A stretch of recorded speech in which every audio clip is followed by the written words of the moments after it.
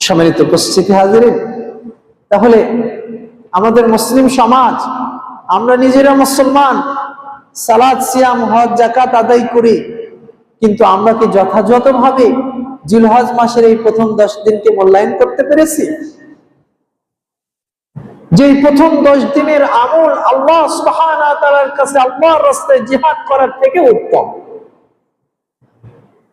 কিন্তু ওই ব্যক্তি নয় যে ব্যক্তি নাফসিহি ওয়া মালিহি খারাজা, তার জান এবং মাল নিয়ে আল্লাহর রাস্তায় বের হয়ে গেল, এরপরে শাহাদা বরণ করলো।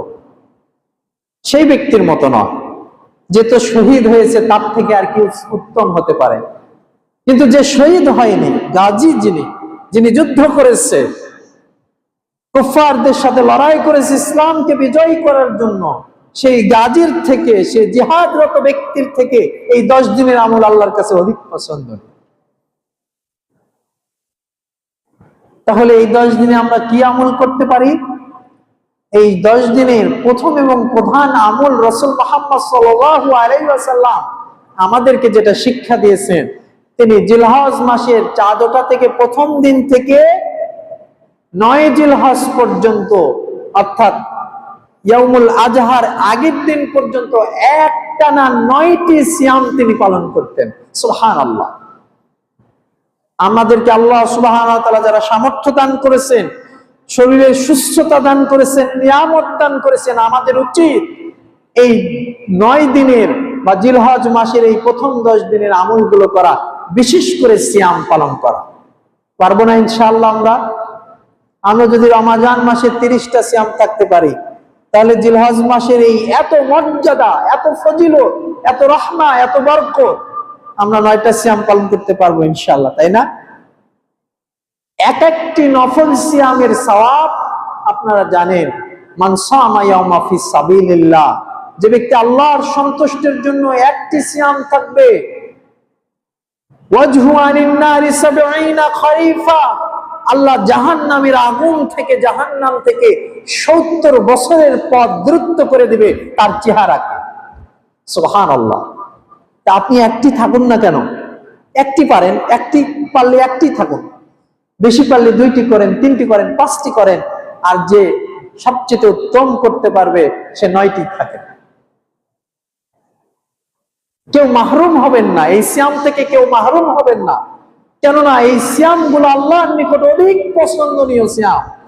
এই মাসের রহমতে, এই মাসের বরকতে, এই মাসের মর্যাদার কারণে, জিলহজ মাসের মর্যাদার কারণে, এই মাসের বরকতের কারণে এই সিয়াম গুলো এত মর্যাদাপূর্ণ। সম্মানিত উপস্থিতি হাজিরিন, বলতেছিলাম সিয়াম ব্যতীত আমরা কি আর কিছু আমল করতে পারি? হ্যাঁ, রাসূল মুহাম্মদ সাল্লাল্লাহু আলাইহি ওয়াসাল্লাম সিয়াম ব্যতীত এই 10 দিনে অধিক পরিমাণ সওয়াবের আশায়, নেকির আশায় সাদাকা করতেন। আপনি এই জিলহজ মাসের 1 জিলহজ থেকে অন্য সময়গুলো তো আপনি দান করেন, সাদাকা করেন, মসজিদে দেন, মাদ্রাসায় দেন, ইতিমকে খাওয়ান, মিসকিনকে খাওয়ান, ঠিক আছে, কিন্তু এই জিলহজ মাসের প্রথম 10 দিনে আপনি অধিক পরিমাণে সাদাকা করেন, দান করেন। এটা আল্লাহর নিকট পছন্দনীয় কাজ। কেননা এই 10 দিনে যে আমলই আপনি করবেন, এই 10 দিনে আরেকটি কাজ করতে পারেন। যে সকল মুসলিম ভাইদের এখনো গাফিলতা রয়েছে, অলসতা রয়েছে, এখনো জামাতে উপস্থিত হতে পারি না আমরা, তারা আল্লাহ সুবহানাহু ওয়া তাআলার সন্তুষ্টির নিমিত্তে এই 10 দিনের মর্যাদার কারণে, এই 10 দিনের গুরুত্বের কারণে আমরা জামাতের সাথে সালাত আদায় করবো ইনশাআল্লাহ। জামাতের সাথে সালাত আদায় করুন, আল্লাহর কাছে পছন্দনীয় হয়ে যাবেন আপনি। এই 10 দিন ফজর থেকে একবারে ইশা পর্যন্ত 5 ওয়াক্ত সালাত ইমামের পিছনে একেবারে তাকবীরে উলার সাথে আদায় করুন। আর কি করবেন?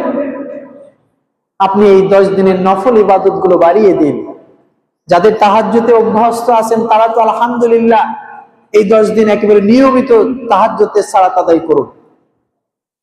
এমনি তো সারা বছর আপনি আদায়ই করেন, কিন্তু এই 10 দিন আপনি বিশেষ করে 10 দিন ইবাদত করুন, কেননা বিশেষ করে ইবাদতের কথা কোরআন এবং সুন্নাহর মধ্যে পাওয়া যায়।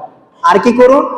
যারা ইশরাক, চাস্ত, সালাতুল জুহা, আওয়াবিন সালাত পড়ার অভ্যাস রয়েছে, তারা এই 10 দিন এই নফল ইবাদত গুলো বেশি বেশি করুন। তাসবিহ তাহলিল করুন, কোরআন তেলাওয়াতে বেশি বেশি সময় নিয়োগ করুন। যেখানে আপনি সারাদিনে 1-2 পৃষ্ঠা কোরআন তেলাওয়াত করতেন, সেখানে 10 পৃষ্ঠা 15 পৃষ্ঠা এক পারা কোরআন তেলাওয়াত করুন। এই 10 দিনে 10 পারা কোরআন তেলাওয়াত করুন। বিশেষ করে কোরআনের অর্থ সহ বুঝে বুঝে পড়ার চেষ্টা করুন। এক কথায় এই 10 দিনকে আপনি ইবাদতের মধ্যে কাটিয়ে দিন। আল্লাহ সুবহানাহু ওয়া তাআলা আপনাকে আমাকে যেন এই 10 দিনের ফজিলত গুরুত্ব বুঝে আমল করার তৌফিক দান করেন। আল্লাহুম্মা আমিন।